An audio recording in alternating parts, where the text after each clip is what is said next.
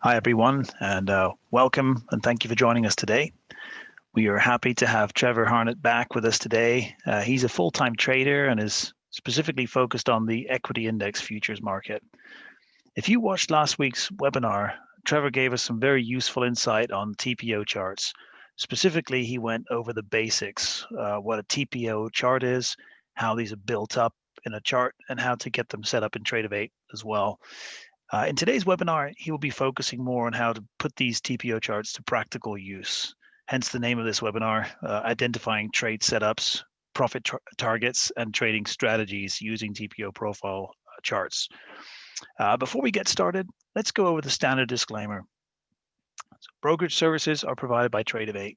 Tradovate is a member of the NFA and registered with the CFTC. This is not an offer or solicitation for brokerage services or other products or services in any jurisdiction where Tradovate is not authorized to do business, or where such offer or solicitation would be contrary to local laws and regulations of that jurisdiction. Futures and options trading involves substantial risk of loss and is not suitable for all investors. Investors should understand the risk involved in trading and carefully consider whether such trading is suitable in light of their financial circumstances and resources. Past performance is not necessarily indicative of future results. So after the presentation, we will open up for questions. Feel free to submit those in advance for consideration. And you can use the Zoom Q&A for that, or just the regular chat. Either way is fine. And this will be recorded, so you will get a link sent to you by email, so you can always go back and watch it again. All right, I will now let Trevor take over, and we look forward to hearing what he will be sharing with us today. Welcome, Trevor. Thanks, Baz. Thanks for the intro, and welcome everybody. So today I've got quite a bit of material. We'll do our best to get through it, but the main thing is that it makes sense, and you walk away with something useful. So you should be seeing my screen right now. And if you are new to TPO charts, I'm not going to be going over that at all today. You would want to rewatch last week's video or the recording. You'll hopefully get something out of that, and then you can use that information to maybe better understand this one. This one is being recorded, as he mentioned. So my agenda today is really to show more how to apply the TPO charts, and then I want to walk through some specific trade setups, but there's setups that I use personally.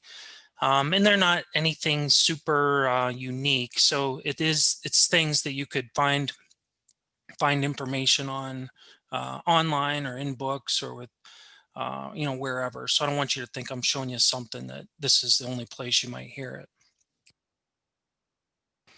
But the one thing I do want to mention is there's bound to be some people who are new to this webinar that weren't here last time. And TPO charts, they can be used in any market.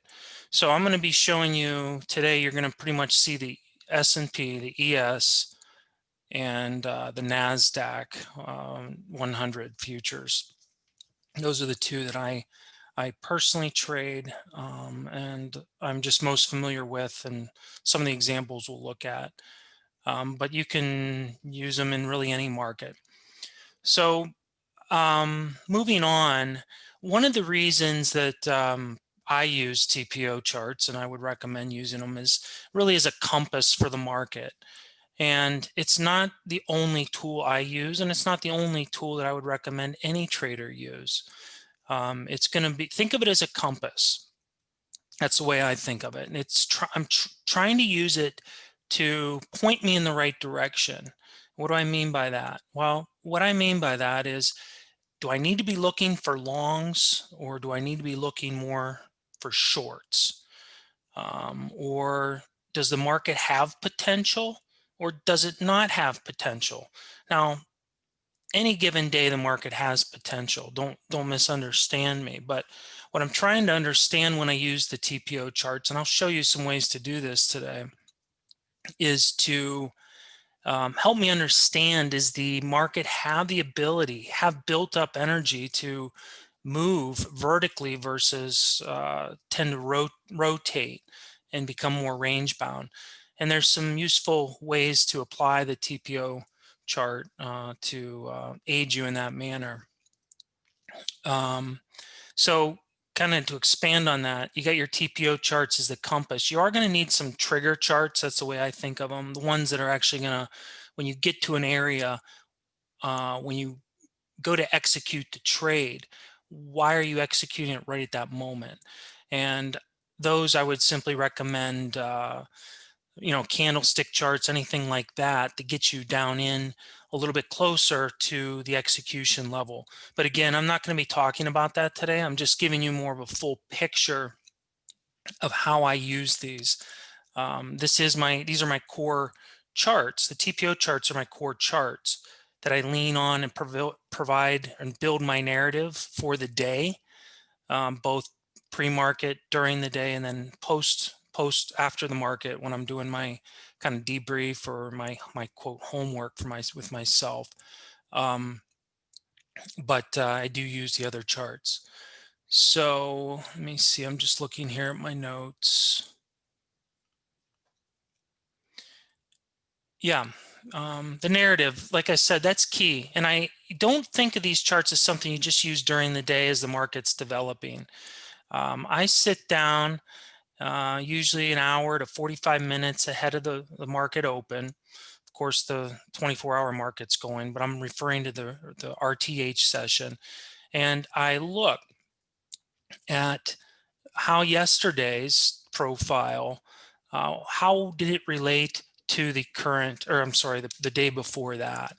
And that's where I start to build my narrative for the day. And I'll show you that. So let's just jump right in. Right now is what you see on the chart is actually, let me change to a different tab. And one of the things I'm doing is I'm going to be showing the charts the entire time. I keep my notes off screen because I really do want you to see how I move through the charts, so that when you use them, you'll have something to reference. What did I click? What did I do when I brought something up? So it allows you to refer back versus just seeing a static PowerPoint. So the little gear here is the big thing though. And I'm just looking in here. I'll be coming back into this menu multiple times today. So I just wanted to make sure I just have the day session right here set. And that's the only thing that I have displayed, which is what I want. And by the way, we'll take Q&A at the end. I'm not going to address any questions right now. But if you have them, I guess feel free to type them. Baz can potentially answer them right now. Otherwise, we'll go ahead and hit them at the end. So one of the first things I want to touch on, and I do have, we're going to walk down through various examples, is the initial balance. What is it and how to use it to set profit targets? That's the way I'm going to reference it today. So the initial balance, for those who are not familiar with it, it's the first two brackets or the first hour of trade. So here is today's trading right here. This is today's activity. And this is a typical profile with a volume profile off to the right. I'm actually going to left click on a letter. I'm going to choose split this profile. It's just going to split it out. And I'm doing that only so you can see that the first two brackets, A and B, that's the initial balance. And one way, and I'm going to be going through multiple examples, so I hope you don't feel like I'm moving too fast, but it is being recorded and you'll be able to come back. But I want to be able to get through multiple ways and use cases here. But one way that I use the initial balance would be on a day just like today. And that is to set a profit target. And one of the rules of thumb that I have on a day where we have single prints, which we had right here, and I guess I'll mention single prints right now, although I have some other things we'll look at later. Single prints are an area in the profile where it's just that, it's single prints. So if I collapse the profile again, let me click a letter and remove all splits and merges. If you look at the profile here, you see how C there's only C's, there's no other letters stacked up on it, no other TPOs, that would be considered single prints. And then you have some more up above it. But right here, when C period took out the high of B period and ran up, and then D was unable to fill these, we had single prints. And immediately upon taking out B's high, let me split it again. Immediately upon taking out B's high, the market, it was strong. It really just kind of broke out because of everything that went on down here this morning, and we can maybe talk about that later. But the point is, it looked like single prints might be in play. And I already have it set on my chart, but let me explain it, and I'll show you how to set it. When you have single prints, a good way to establish a profit target or a target for the market is to take 100% of the initial balance. The initial balance, again, is the range of the first two brackets. The software here automatically does it, and you can see this green or kind of army green colored extension. This is 100% of the initial balance. So profit target would be right here. Let me turn on crosshairs. So right around here, right around the 98, 99 level in the S&P was profit target. And that's actually a really nice level, because if you look over here a couple of days ago, that was right around that high. So that would have been a very nice spot to definitely take some profits, if not the whole position, definitely some. So let me show you how to set this, and then we're going to move on, because I don't want to get bogged down on any one strategy. This is more, though, a profit target strategy for me. That's how I utilize this. And it's only in play when single prints develop. Now, single prints don't have to develop here in C. They could have developed, say, in D, which would have been later, but you'd still use the same measurement. So let's take a look how we set that. Go over to the gear, and right here, do you see on the initial balance section, if you click add extension, here, let me delete the one I got. I'm going to click add extension, and it brings up this here, and you want to, I'm suggesting 100%. You can set it to be whatever, or you could add multiple extensions, say 100, 150, 200. I think I just had it like this. Just set it so that it differentiates the initial balance color from the extension color, and click save. And that's what you see. That's what this is. Okay. So pretty straightforward. This is just a nice way to establish a target, because when the market does print single prints, you are potentially seeing a trend day develop, and it's nice to put some targets in place that you can use.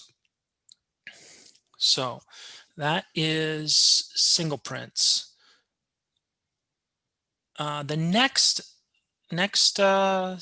strategy or setup, I don't really want to call them, I hate to call them strategies, but these are setups that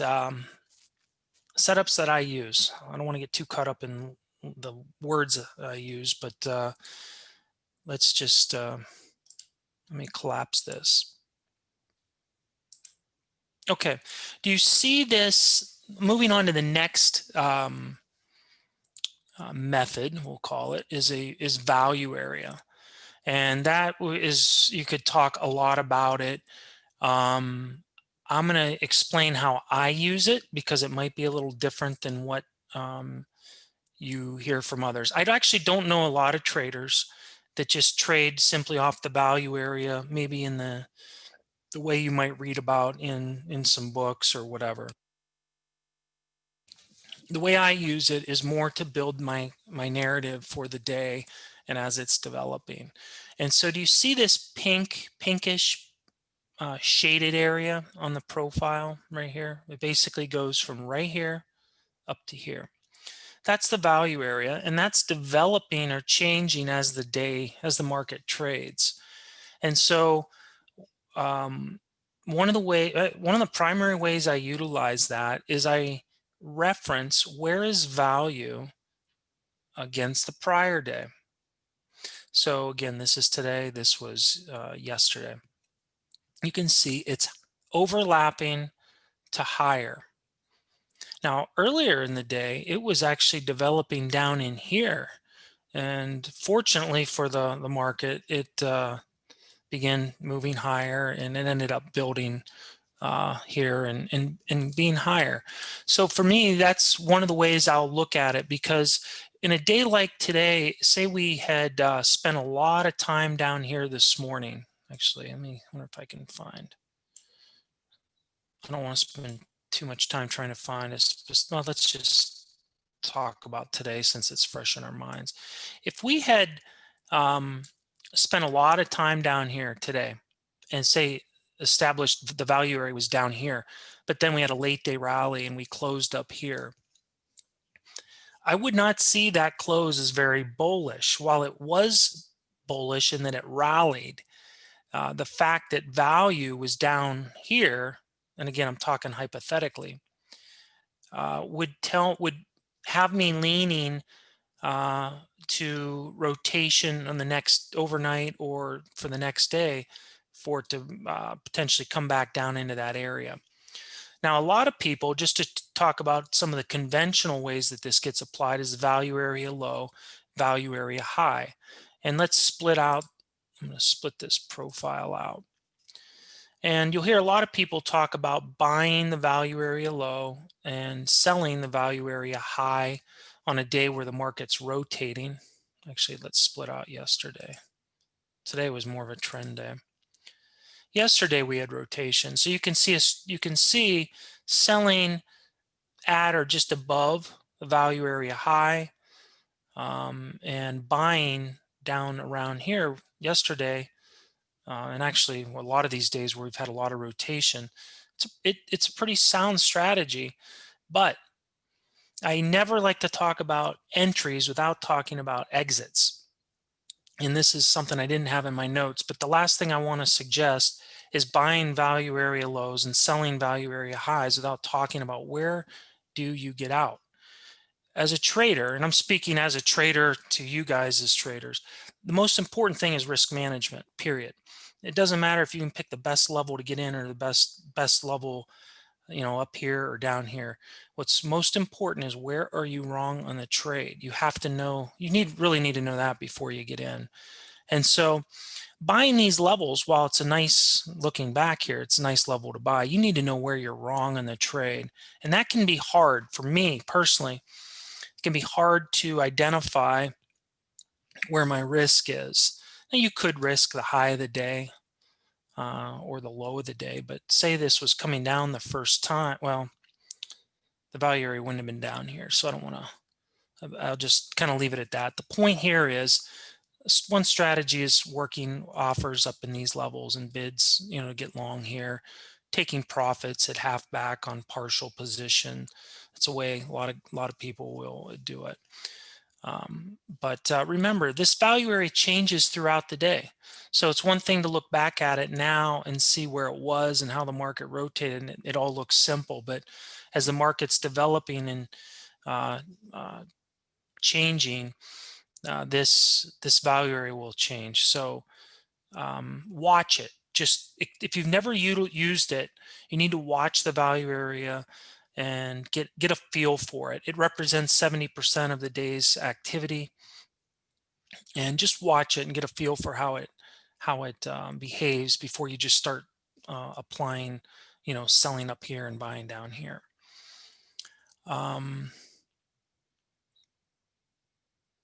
Okay, so that's what I had for value area. The next thing I want to move on to, and I'm sure there's going to be lots of Q&A, so I'll make sure I'll try to leave some time for that. I do see one question though, and because I mentioned it, I'll answer. Where's half back? If you notice, there's a little purple hash line on each of these brackets. That's half back for the bracket. But if I collapse I'm going to remove all splits and merges. Do you see this purple line right here? We're going to today. Do you see this purple line? That's half back. Okay. So half back is a 50% retracement, and it's a big, you need to think of that as a pretty big level, really on any day. A lot of times you'll see the market pull back to it, or you can at least use it as a target.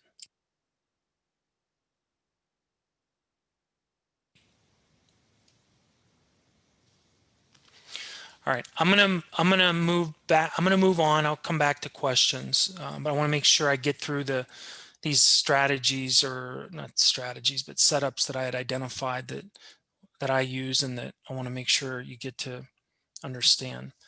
The next one is one time framing. Now, it's funny because we're having this webinar today, and today was a very strong one time framing market. What is one time framing? Let me define that first.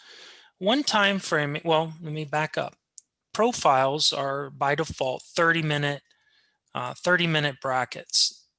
So let me split it again. I like to split them because it kind of lets you think of these things in 30-minute bars.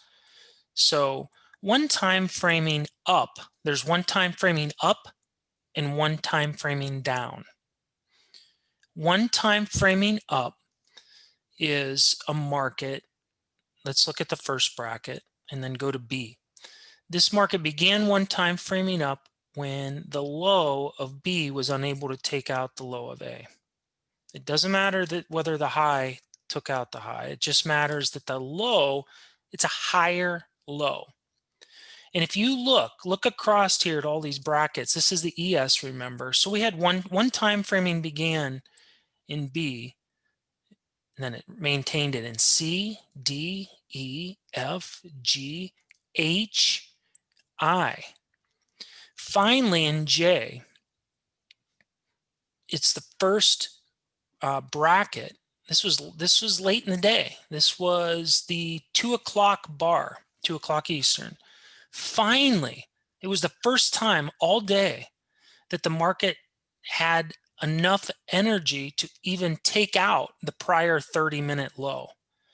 So this was very strong trend day up. Now, granted, it wasn't covering a ton of ground. I mean, it was definitely covering some ground, but the point is, it was chugging along, going higher, and not able to even take out the prior 30-minute bars low until 2 o'clock this afternoon. So that is one time framing up, and it's a measure of strength. That's the way you want to think of it. At least that's the way I think of it. The longer that a market can go one time framing, it just shows the momentum that's built into the market for that day. A lot of times you might see the market one time frame for a few periods before it sets back and then takes out a low. And let's take a look at Friday. Let me split it out because it's easy to see when you split these out. That's really how you can see it. So here we had A and B. So it's now one time framing up. And then C continued and D continued and E. It finally set back here in F. And then once it sets back, once the market, on a day like today where the market's going, and then it stops one time framing. In my mind, I think of it as, granted, it's still a strong up day, but it kind of throws the market in neutral because it could be reversing and starting to one time frame down. Okay. And so I use it as kind of, think of it like a gear in a car or truck. You go from drive to neutral to reverse. And so I kind of think of it as throwing it neutral, and I'm expecting the market at that point to either spend a little bit of time rotating or reverse. And it doesn't begin one time framing higher again. Well, it really didn't do it today. This K, I guess K kind of did. It was an inside bar, but it just kind of went dead this afternoon and didn't do much. So one time framing is a measure of strength, and I'll tell you how I use it. Well, way back 20 years ago when I first started trading, I was more of a high frequency scalper and trading very actively the S&P. And I found myself fading markets a ton. It's just the way it was. And in the last several years, getting back more into trading with the algos and high frequency HFTs and all that stuff, I wasn't going to be trying to scalp. I wanted to try to identify the strength of the market. Where is the market trying to go? And is it doing, how can I measure whether it's doing a good job of going in that direction? And as simple as it may sound, higher highs and higher lows, and looking at a TPO chart this way and seeing single prints, as I mentioned earlier. So one time framing along with single prints tells me it's a strong market. And if nothing else, I am not looking for shorts. I'm simply looking for long opportunities. And today, I don't got my, today I took 5 trades today. Every single one of them was long. And I'm only telling you that because of what I'm talking about is exactly how I was attempting to view the market, and I was trying to play on the long side, stay on the long side of the market, and utilize the strength in the market versus fighting it. It also means you got to be very patient and very disciplined, but that's a whole nother topic for another webinar. That's a good way of utilizing it. Okay. Oh, one other thing while we're talking about some of this is, well, kind of a nuance when it comes to one time framing. Let me see if I can zoom in a little more.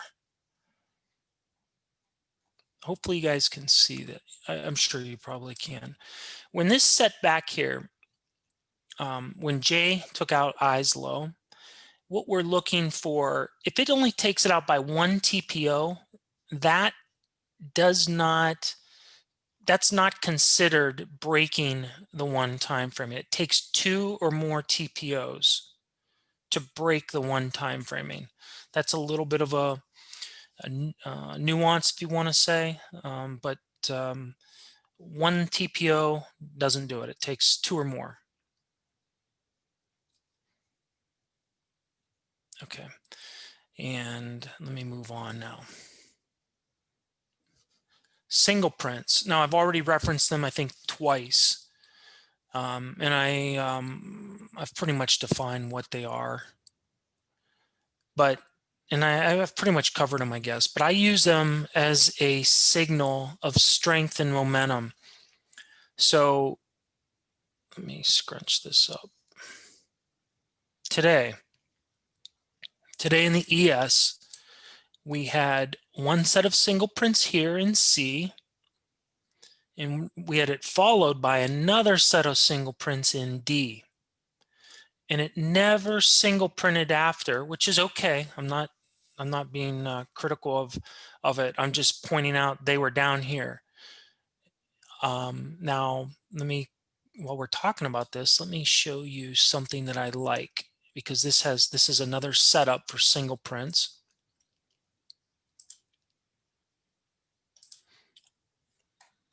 This actually happened over here. So let's go back to Friday. This is one of my favorite setups. And I'm going to split this profile, Friday's profile. And again, what I'm focused on, guys, is single prints. Here we opened, you can see the prior day. Oh, here, let me bring in range. Here's the prior day. This is Thursday. And then here's Friday, last Friday. We opened here, tested a little lower, and what'd we do? We drove out. We single printed out of range. What's that mean? It means we drove out on single prints above the prior day's range, or below, you know, but we're looking at this specific example. I want you to see real examples. We drove out. That I call that, and it's not unique to me, it's single printing out of range. It doesn't have to happen on a period. It could happen on any. It could have, the market could have spent half the day down here and then late in the day single printed out, and then kept going or whatever. But the point is, when it single prints out, I really pay special attention to that. Now, someone's probably thinking, where's the single prints, Trevor? Where are they? Well, when it first happened, I was looking, oh yeah, here we go. We got single prints out of range. Now B period open and backfilled and covered up the single prints. So it didn't have the single prints that I would have liked to see. I would have liked to seen B open and say maybe go no lower than here and then head higher.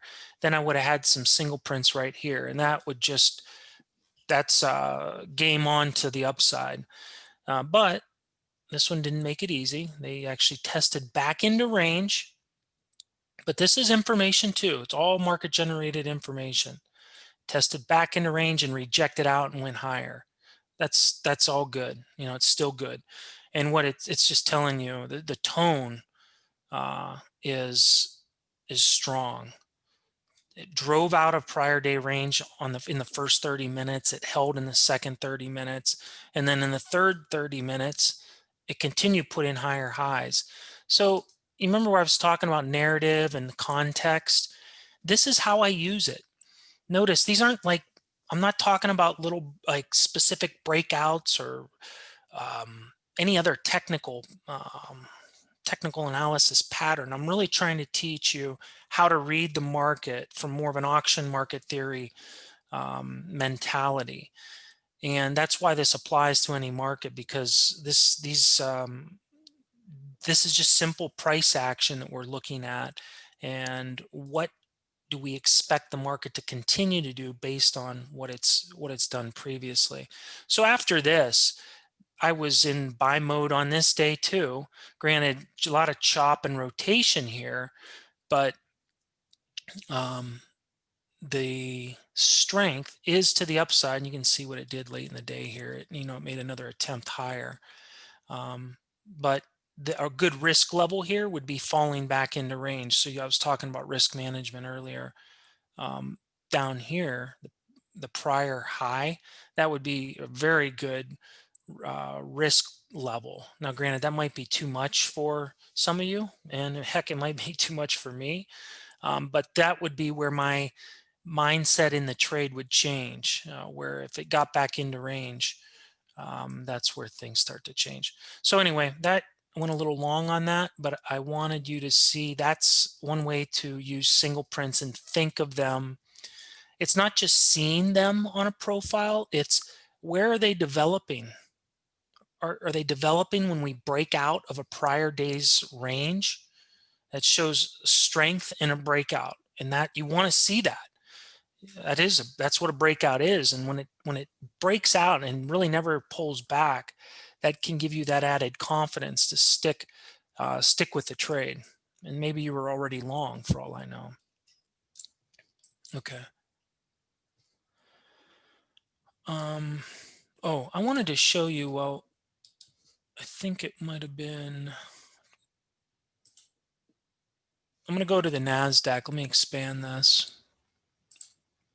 I actually trade the Nasdaq more than the S&P, but it doesn't matter. I'm watching them both. Here was one today. This is today, and you can see it wasn't as strong early. Took a little more time to resolve. So you can see it was actually one time framing down here, and then it kind of paused here, and then it started one time framing up, and you can see marched higher. Here's a good example of what I just said. Here's the prior days. Let me turn on the crosshair. Here's the prior day's high right here, right around You can see the horizontal line. See these single prints right here in H, how it just blasted through it. It never even came back to test it. In I, and that's strength. And then what you got to remember is look how far we've come already today. So we'd already rallied over 100 handles in the Nasdaq. It breaks out through the prior day's high and can't even set back and test within it. So it just tells you the market was it's well bid, and you really just have to, even if you feel like the market's so overvalued, you have to trade what's in front of you. You can't, your opinion, it really doesn't matter, and you have to trade what's in front of you. And this is telling you the market's strong. Don't try and fade it. And heck, I was even though it was hard for me, because I'm thinking, boy, when's this thing gonna, might turn? And the volume point of control was way down here in the Nasdaq, which we'll talk about that in a minute. That made me, well, I'll talk about that in a minute. But point was, I was still buying this late in the day. It was really testing the 630, 632 level, and just kind of playing right in here, because it wasn't able to really get any, even though it traded on K and L. Hopefully you guys can see this. Let me zoom in a little more. You see these? When L, this was its opportunity right here. Remember how I was talking about one time framing? Well, here's where it finally, actually it really didn't. I guess it's one TPO, but it took out the low of K and just died, just stalled. There was the tempo was just, it dried up.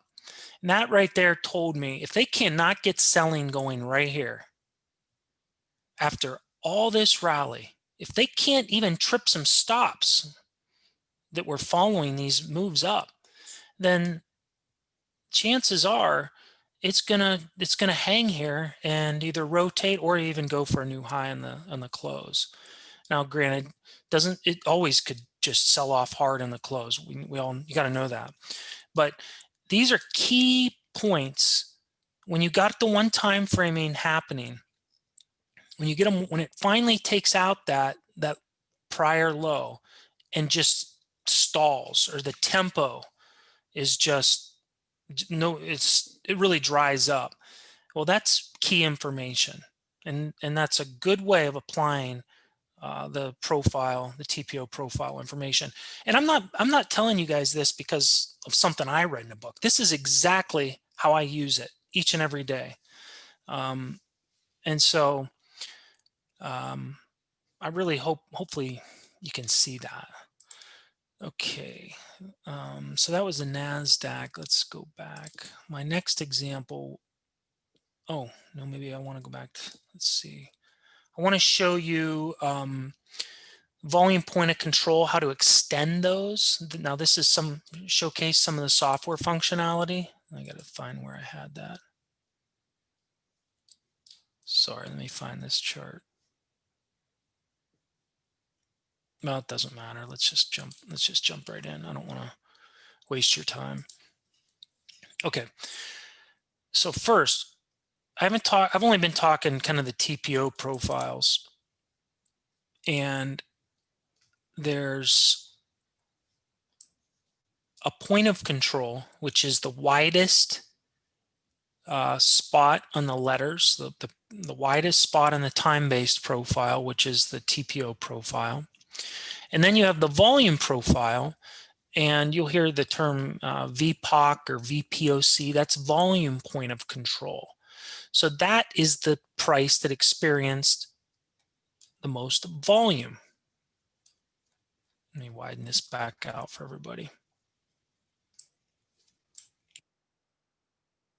So what you can do within the software, and this is more of a support level, ways that guys will use it to find support.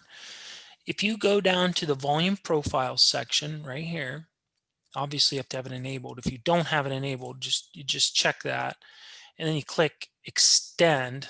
You have to have POC selected and then hit extend. Let me change the color. It's going to be hard to see. Let me just make it black. what this is going to do is, you see how it extends? It's going to extend that volume point of control until it gets touched or covered up. Sometimes you'll hear it referred to as a naked volume point of control. And so naked meaning it's not covered up. So here's one going back, what day was this? The 3rd. It's extending out. So this is considered, the way you guys will trade this is it's a support level. Well, support if the market's above it. If it's below it, it's resistance. So here we are, and it's actually it's still here. It hasn't been traded. These ones were immediately covered up the following day. So that's why you don't see those extending. So I'm just pointing that out. It's a way to utilize the volume information that can be contained within these. Let's see if I have one word actually. Here's another. Oops.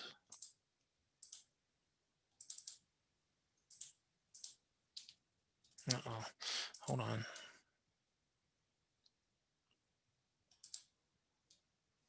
All right, hopefully everybody's with me. Double click. If you double click this, that'll recenter and bring everything into focus. Here you go. You can see going back here how there was one here. It traded up just to it, not quite, and then it got shut off finally a couple days later when it traded it. So anyway, I just wanted to show you that. I use that some, but it's more of just a support level, support resistance. I don't really use that for my intraday narrative. And then one of the other things I want to cover, and I know I'm kind of giving you a lot, you're getting a lot of information, and hopefully it doesn't feel like it's too much, but if some of these resonate with you, you'll have something to kind of dig in and go further with it if you'd like. An important aspect of the profile is excess or lack of it. And I want to leave some time for questions. So I'm going to just kind of show you what I mean by that. And I'm going to talk a few minutes about it. But excess would simply be where you have a tail, like this is considered, hopefully you guys can see this. I'm looking at, again, Friday. This is a buying tail. And it's because you get a lot of excess prints. That's what it means. It's just a lot of prints on the low of the profile or at the high. So this one actually had excess at the high and the low. Now, really this high though happened, I'm going to split it just to show you. This excess was put in late in the day. So normally what we want to see is excess is rejection. So here it opened, tested a little lower and rejected out of prior range and then traded higher. So this is a buying tail. I don't want to say this was a selling tail because it actually closed right up here. So this was just a spike. It's a spike, and that's a whole nother pattern and way to apply this. But when it comes to excess, these can be ways of viewing like a secure low. Because you get excess, you get strong buying, and this happened on the open. If you see this, then start the one time frame, which you did, you can view this. And I don't want you to, it doesn't mean the market can't come back down here. But if you were to get long, this could be a spot below here where you put your stop, stop yourself out, your risk. Viewing that as pretty darn secure. Nothing's guaranteed. But because of this pattern, it shows strength, and so it can be viewed as a solid spot to have your risk. All right, let's see. Today we did not have a lot of excess on the lows, so that's something I don't like in today's profile. So I've talked a lot about things I did like, the strength here. One of the things I don't like is this, and this is another pattern. This would be considered a poor and weak low. They're actually two different things, but they can happen together where you don't have excess, so that's considered poor low. Just think of it like that. If you don't have excess of anything, right, you're probably poor in that. So that's how I think of it. So a poor low would be where you don't got, it lacks excess. And it's weak because it was bought up right around that same level. So it kind of created like a double bottom here in a way. And that's considered weak. That's a nuance you'll get from the profile. Jim Dalton, if you guys are familiar with him, he'll talk about that a lot. And I like how he references that. And I'm not going to go any deeper than that, except that you could research that a little bit on your own, or I'll give you guys my email and if you want at the end. And I'm happy to try to clarify anything that I didn't hear. But this is just, I'm trying to point out that a lot of times, I'm going to wrap up with this and then we'll take questions. A lot of times people view profiles just like this, and they simply look at a distribution, a normal distribution. Here we had a double, or actually kind of a triple distribution, because we had two sets of singles. And that's it. That's just kind of how they view it. And they never really get to learn from somebody as to really how to apply the information. And it's not like this is the crystal ball of trading, but what I wanted to show you is how I utilize the information from the profile and show you some real ways to put the stuff to work. Now, I do appreciate how the profile gives me a distribution. I do like that. But all the other stuff that I referenced, I like a lot too. And that's what helps me build that, well, keeps the context in front and center for me, and builds my narrative as the day goes on, and even pre-market and then after market. So I really got a good feel. Try to be on the right side of the market each and every day and not get caught fading it. And this is how I do it, putting all these pieces together.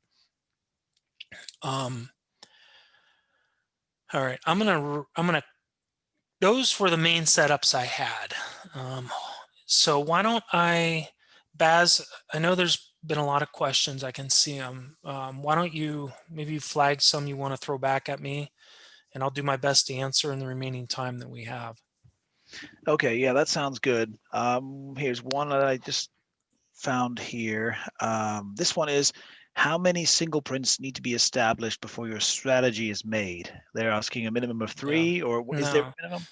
Yeah, just one. So let me zoom in real quick. Can you guys see this? See today's profile, right? Today, I want that big. Sorry.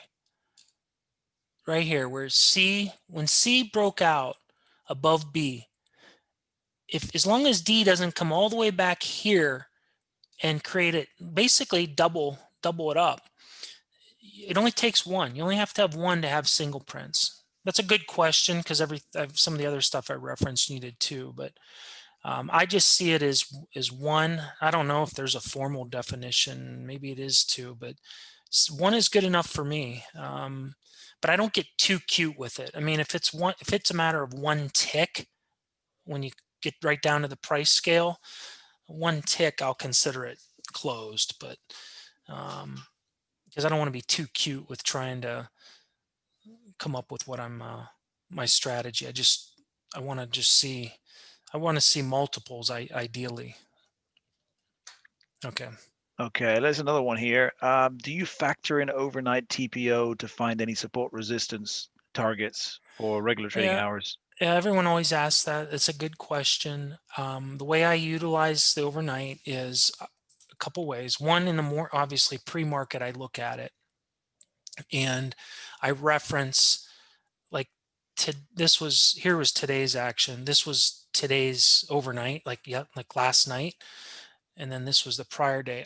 I'll look and see where we closed the prior day, which was right here, and I look to see how much of the overnight activity, what's the overnight inventory. It was pretty much 100% short today, and I reference it that way. So kind of are the traders short or long based on the close yesterday? That's how I use it. And then once the market opens, I do have on a 15-minute chart, candlestick chart, that shows me that'll show me the levels that I need to see, but I quickly kind of move past that, and I'd really not relying too much on the overnight activity. Okay, I'm looking at some other questions here. There was one question about comparing the ES, the beginning of the ES this morning and yesterday, and basically what they were saying, it was very similar, but then it went a very different direction, and whether you could use the TPOs to kind of foreshadow some of the, what would happen in those two morning sessions.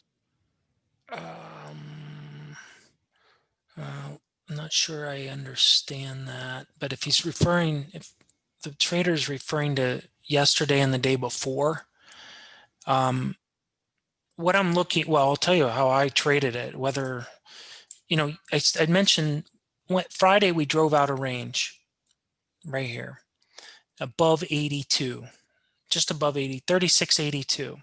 We drove above and essentially tested back in and held.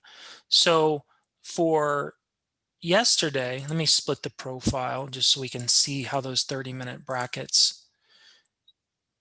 We opened well in range from the prior day, and if it did fall back, and so what I was watching yesterday was right down here at 82, because I knew how it drove out and was real firm at that level the prior day. So I wanted to see if it got back down here, how did it behave? And so the one thing I haven't mentioned today is acceptance. Does a market accept above or below a level? And acceptance would be two brackets.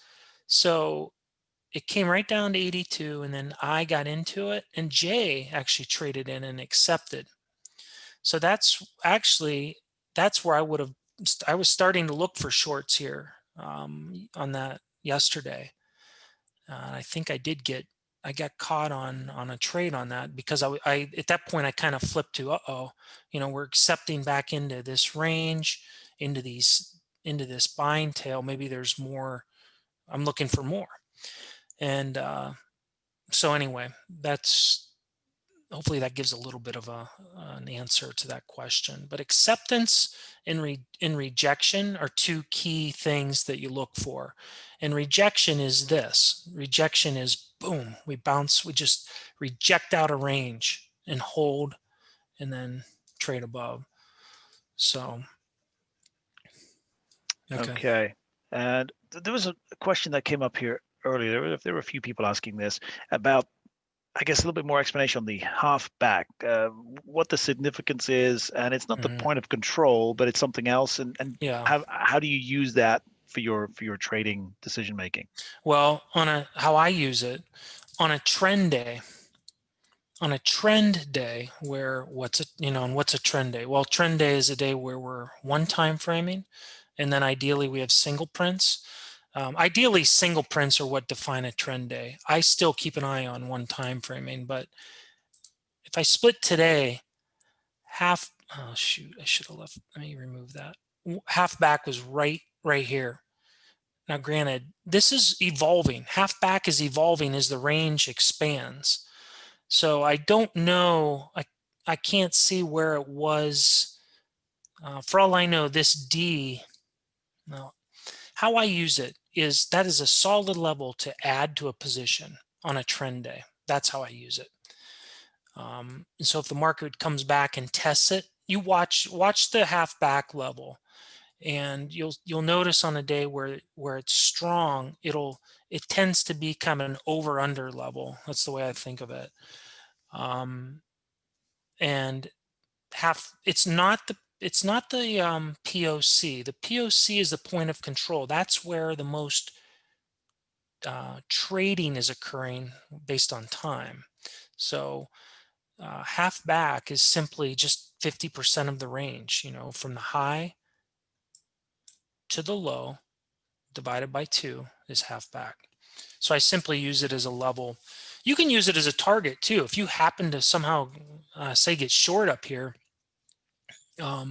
definitely taking some off at half back is a wise spot to lift some of your position, because it just is. So hopefully that answers that question. There were some questions about the time frame. So these are always 30-minute brackets, right? So what you're Yes, looking at right now, those are all 30 minutes. correct. Okay. Yeah, and that's standard. That's the traditional TPO chart, or their 30-minute brackets.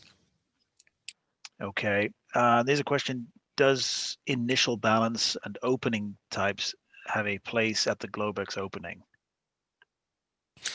That's a solid question. I don't think, no. The initial balance on the Globex opening, in the after hours, I'm sure there's some people that maybe utilize that for their overnight strategy, especially if you're a trader who trades the overnight. It would be worth referencing. But in terms of somebody who's trading primarily the RTH session, I've really never heard anybody reference that as a real important level.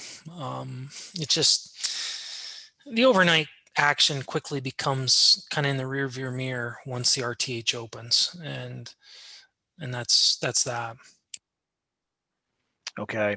And there was some questions about whether you use something in addition. There were some questions on candlesticks or footprint charts. Do you use anything like that to validate or confirm? I mentioned that last week in the beginner webinar, and I use a 1-minute candlestick chart and a 15-minute candlestick chart.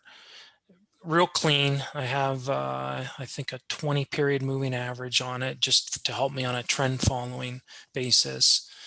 Other than that, I mark a few intraday levels on the chart, but I don't use any technical and volume. I have volume up on it. But other than that, they're very clean and not messy and dirty. I'm primarily just trading the profile, the price action, and what I'm seeing develop just as I described today. And I use those charts to, the 1 minute's obviously more of a trigger chart, and the 15 is just a bigger, kind of that bigger time frame chart on a candlestick that I can kind of keep me aware of just a little bit bigger than the 1 minute time frame.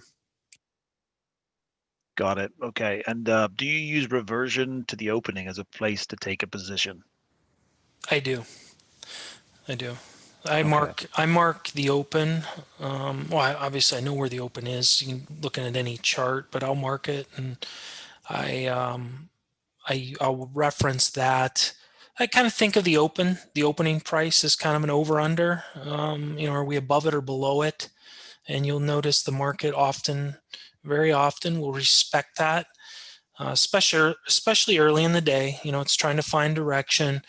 Is it trying to go higher? Is it trying to go lower? Is it doing a good job of that? So for instance, if it opens and drives higher, we have an opening drive higher, it might, very often you'll see the market maybe come back and test the open or opening range, somewhere in that area. If it holds and then starts to go higher and say takes out that high of that opening drive, then the market's showing some strength, and you can utilize that information to position yourself more for the longs, because that open held on a retest.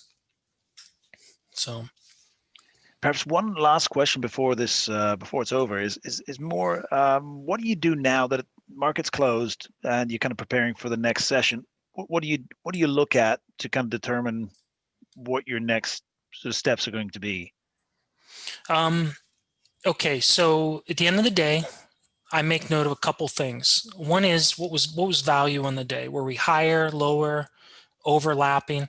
So going back to Friday, at the end of the day, Friday, my notes would have said value was clearly higher based on, you can see that this was the high on Thursday down in here, and this value was clearly higher. Yesterday it was overlapping, actually in kind of an outside value day. Today it was overlapping to higher. I just make note of that. I don't make too big a deal, but it helps me just say, definitely the market's, it's trying to go higher. Value's higher, price was higher today. It's good. Volume, we had more volume up in here. So a lot of good things to say about today. So that's what I'll note. I'll also note that there were single prints on the profile. That tells me that it was a trend day. It shows me some momentum, some strength.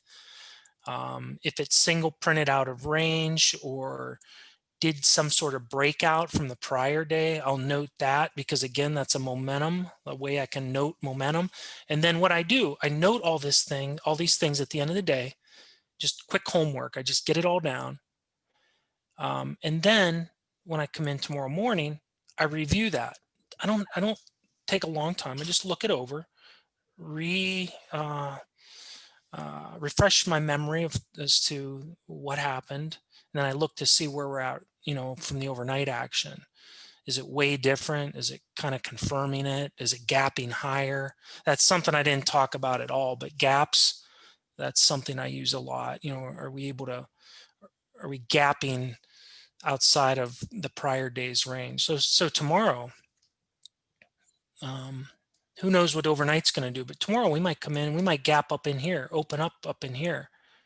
And so it's always real important to see what happens here on that opening bracket. Do we drive right back into range and fill the gap and then reject? Do we drive right back in and then the second bracket opens within this range? Because if so, that can be, game on for the shorts, because they're caught long up here. And so there's a lot of different ways to utilize the open, that initial balance. I utilize that a lot. So excellent. Yeah. Hey, that's great. And we've reached the end, unfortunately. I know there's a few more questions in there that we couldn't answer. I have the time if you want. I'm going to drag my contact information, because I always feel bad if they can't get their questions answered. People can just email me and I'll do my best, or there's my Twitter handle. But that's great. Yeah, that's probably not a bad idea, because a lot of those questions, you're going to be the right person to get to respond to those. So I would probably suggest doing that. Now, if it's something platform related, or how to set up a TPO chart in Tradovate, just reach out to I'm not gonna Tradovate. Reach out to Tradovate for that stuff. I'm not gonna that's not me. But when it comes to the setup strategies, some of that stuff, the stuff that I talked about, I can answer that. But when it comes to implementing these charts, getting them rolling, yeah, definitely talk with the Tradovate guys, and I'm sure they can they can help you with that, or watch the beginner webinar. I did show that, how to open them and get around them more on a basic level. Today was all about more of the strategy and application of this information. Exactly. Yeah. So if anyone is still looking for that link, I will send it here in the chat as well. That way everyone sees it.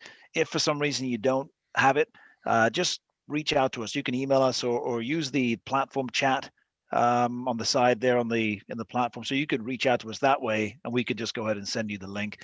And then for this one, I'm guessing you'll want to watch this one again, because there's a lot of content, and you'll be getting a link for this one as well. So you can watch that as many times as you want, just to really fully understand it. Yeah, I know this was kind of drinking from the fire hydrant today. It was a lot of information. I maybe should have just focused on one setup, but this is an opportunity to hear a lot of different setups and from somebody who's using these. These are all ones I use, and then you can figure out which ones you like. You don't have to use them all. Just figure out which ones make sense to you and dive in, go deeper based on that. Exactly. Yeah.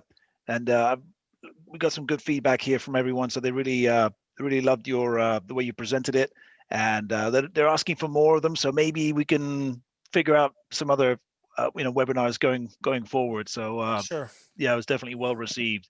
Good. So yeah, thanks again, Trevor, and everyone else for joining in and following along. And yeah, please do keep your eyes peeled for any other webinars or anything else that we're sharing on our social media, on our website, just so you're up to date. And yeah, we'd like to do more of this. So yeah, thanks again, Trevor, for this. It's been great. Great. Thanks, everybody. Have a nice evening. Yep. All right. Bye-bye. Bye.